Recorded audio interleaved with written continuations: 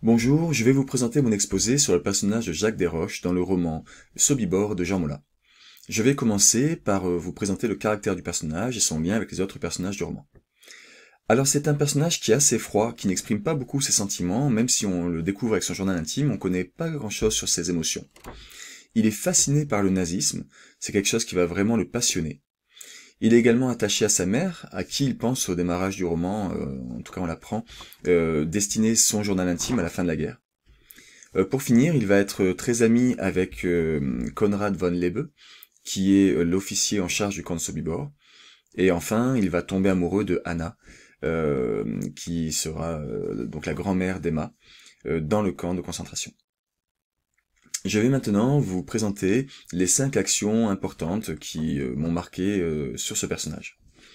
La première est le moment où il découvre le nazisme, et où on voit qu'il est complètement fasciné par Hitler et par ses idées. La deuxième est le moment où il raconte la violence de l'officier SS Wagner, qui va tuer une juive uniquement parce qu'elle a renversé, quand elle le servait, quelque chose sur son uniforme. Il va la battre à mort et lui tirer une balle dans la tête. Et lui, ça le choque beaucoup. J'ai trouvé ce passage assez marquant. La troisième action est le moment où le vieil homme juif le regarde en sortant du train pour aller vers les chambres à gaz, et il soutient son regard et il ose l'affronter. Et il lui dit ce mot « Zakor », qui va beaucoup marquer Jacques Desroches. La quatrième action est le moment où il abat le petit garçon, Simon, avec sa mère, Eva, pour prouver à Von Lebe qu'il est capable de tuer des juifs lui aussi. Pour finir, la dernière action est le moment où il va déchirer le carnet que Anna a trouvé sur le corps de Eva Erbschaum, et quand elle lui dit son nom et son parcours, et là il s'énerve énormément, et il déchire toutes les traces. Je vais maintenant passer à la lecture du passage que j'ai trouvé le plus marquant. C'est le moment où le personnage de Jacques Desroches va tuer Simon et sa mère. Alors c'est au chapitre 11, page 115. Je commence donc la lecture. J'étais le plus proche. Je me suis précipité pour ordonner à la femme et à l'enfant de retourner d'où ils venaient. Elle s'est mise à hurler comme une folle et son gamin a refusé de se détacher d'elle. Je ne savais plus quelle attitude adopter et commençais à perdre contenance. C'est alors que j'ai vu Konrad, à 10 mètres de là. Il m'examinait avec une intensité incroyable. J'ai compris qu'il attendait de moi un geste exemplaire.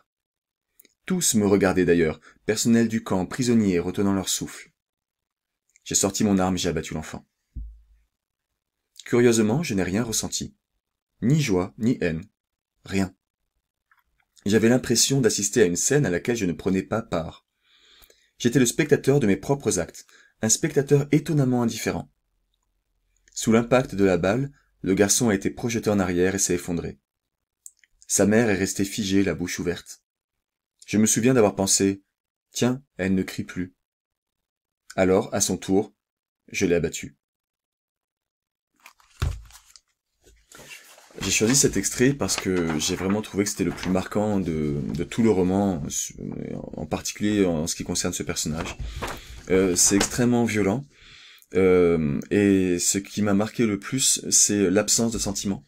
La façon dont il insiste sur le fait qu'il ne ressent absolument rien, il tue un enfant, il tue sa mère, et il n'y a rien d'autre qui lui passe par la tête que le fait qu'elle ne crie plus. Cette absence de sentiment qui donne l'impression qu'il est vraiment pas humain est ce qui m'a marqué le plus dans ce passage. Pour finir, je vais vous donner mon avis personnel sur le roman. C'est un roman que j'ai aimé et à la fois qui m'a posé problème. Je l'ai apprécié parce que je trouve qu'il aborde des sujets inhabituels que je n'avais pas rencontrés, comme l'anorexie ou la littérature des camps de concentration. J'ai trouvé que j'ai bien reconnu l'adolescence par rapport aux thèmes comme les conflits avec les parents ou alors le regard de l'autre. Donc ça, j'ai trouvé ça bien réalisé.